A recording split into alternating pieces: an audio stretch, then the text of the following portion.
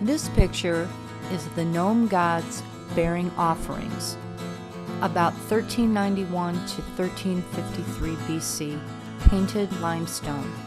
New Kingdom, Dynasty 18, reign of Amenhotep III. These blocks from a temple wall have preserved their original painted decoration to a remarkable degree. The four portly figures in the lower register bear emblems on their heads identifying them as gnomes, or provinces of ancient Egypt. Carrying trays heaped with offerings and leading sacrificial animals, they personify the bounty of the land. First, on the right, is the oryx gnome, followed by the dog gnome, the falcon gnome, and the double scepter gnome. The face of each gnome figure is a miniature portrait of Amenhotep III, and each recites a speech in the king's name. The first figure says, "King Nebmatra has come, bringing to you every good thing that is in this land, that you may give him all life, stability, dominion, and all health from you." The second, third, and fourth figures bring all greens, the produce of the two lands, Upper and Lower Egypt, and all offerings and provisions. The god to whom the gnomes bring offerings stood in the fragmentary upper register, facing a standing figure of the king Amenhotep III. The pair of legs on the right belonged to the god. The single foot on the left belonged to the king. The god held a scepter forked at the bottom, embellished with coils of rope for eternity, tadpoles for hundreds of thousands, and notched palm ribs for years, the whole signifying an eternity of hundreds of thousands of years. These blocks may be from Amenhotep's third temple at Qom al-Amar, ancient Hebenu, in Middle Egypt, dedicated to the god Horus. Hebenu was the capital of the oryx gnome, which leads the procession of gnome gods.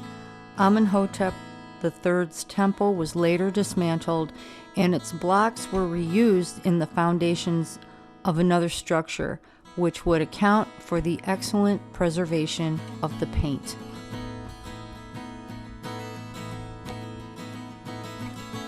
Head of Amenhotep III wearing the round wig, about 1391 to 1353 BC, brown quartzite.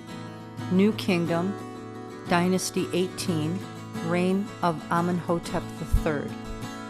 Although he must have been nearly 50 years old when this portrait was carved, Amenhotep III appears more youthful than ever. Over a round curly wig, he wears a diadem with side streamers adorned with cobras bearing sun discs on their heads. The stone quartzite was associated with the sun on account of its ruddy hues, ranging in color from brown to red to purple. It was a favorite of Amenhotep III, the king who called himself the dazzling sun disk of all lands.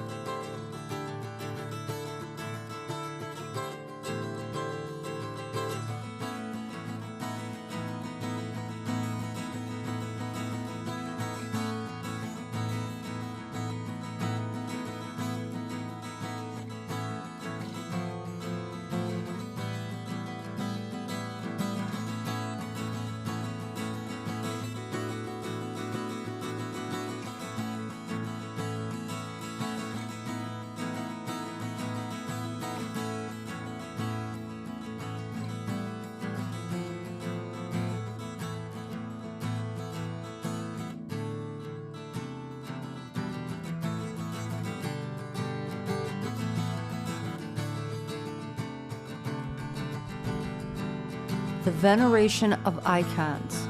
The veneration of sacred images, known as icons in the Byzantine East, was regarded as an important vehicle for bridging the material and spiritual worlds. For the Orthodox Christian, icons representing Christ, the Virgin, or various saints were an integral part of the liturgy. They appeared in various locations within a church in the form of mosaics, wall paintings, or portable wood panels.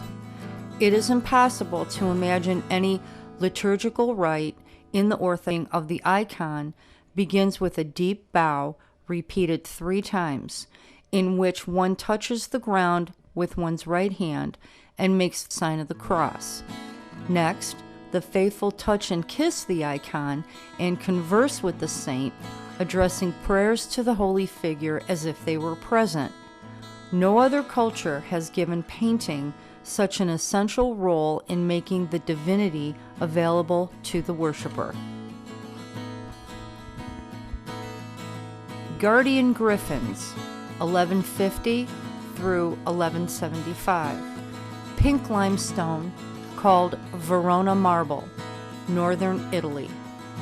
Griffins are fabled creatures that have the characteristics of an eagle and a lion, combining watchfulness and courage.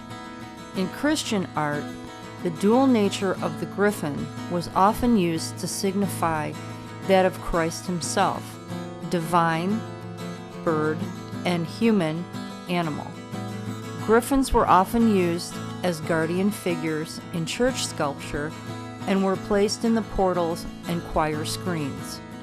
The creatures seen here, with their inward turning heads, were certainly used for such a purpose.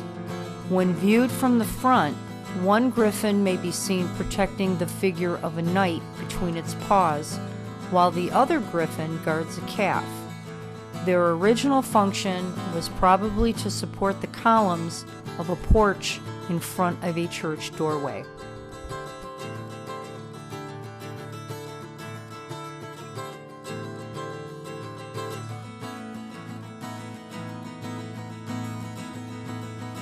Stained glass panel with aconite leaves, about 1275 through 1300.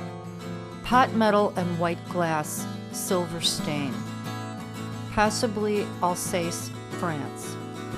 This stained glass panel is decorated in a grisaille or monochromatic technique, but also includes a colored border using pot metal glass. The original source of the glass is unknown. The ban of 1134 by the Cistercian order against using figural art and brightly colored glass suggests this panel may derive from a window in one of that order's churches.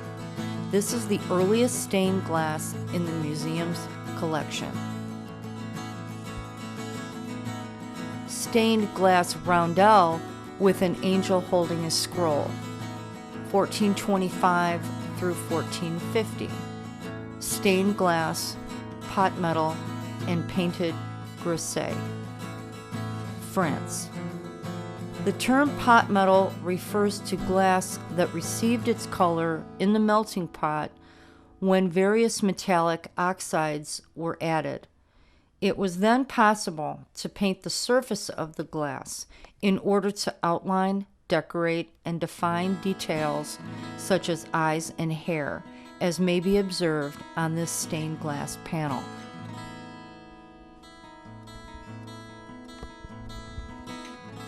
Saint Martin of Tours, about 1480 to 1500. Polychromed walnut, northeast France or Flanders.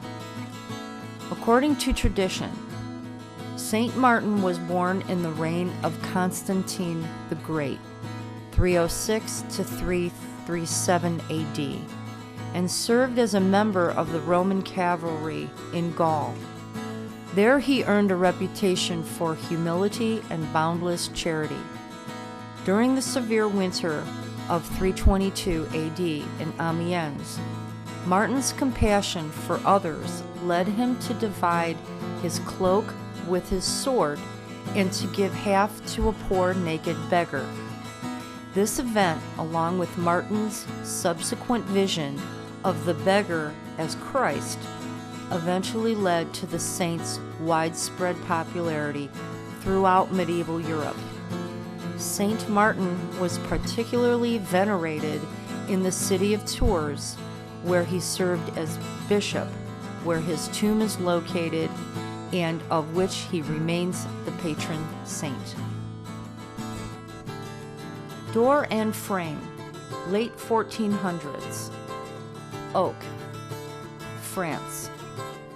This elaborately carved door and frame was intended for use in a protected interior space, as suggested by the delicate open tracery above and its use of polychromatic. Though its original context is unknown, the door's placement may have been within either a domestic or an ecclesiastical building. The inscription in Old French, Mal vie qui ne monde, is enigmatic and has been suggested to translate roughly as, "He lives badly who does not ask." The source or the inscription is unclear, but may have been a proverb or motto current during the time.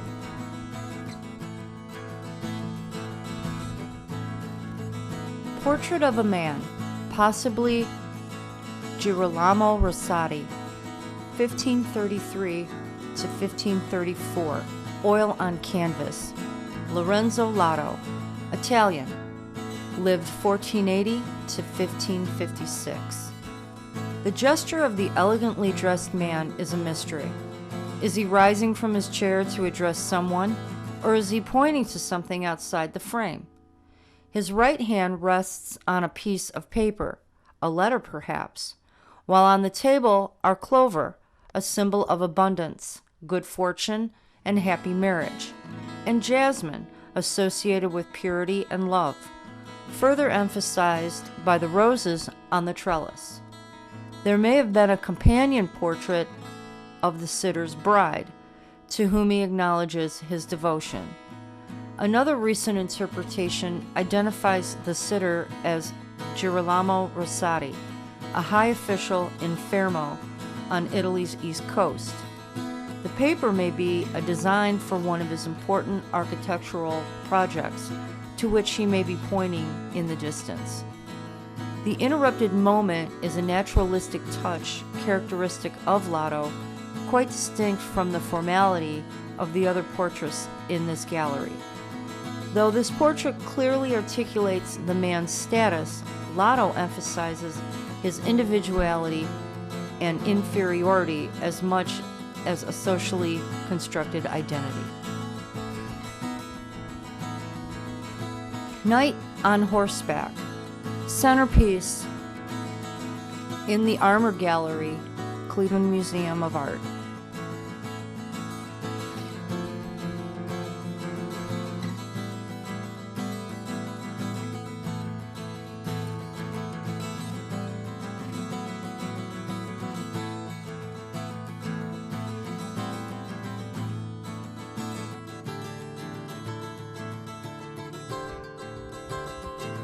Landscape with a Greek temple, about 1900.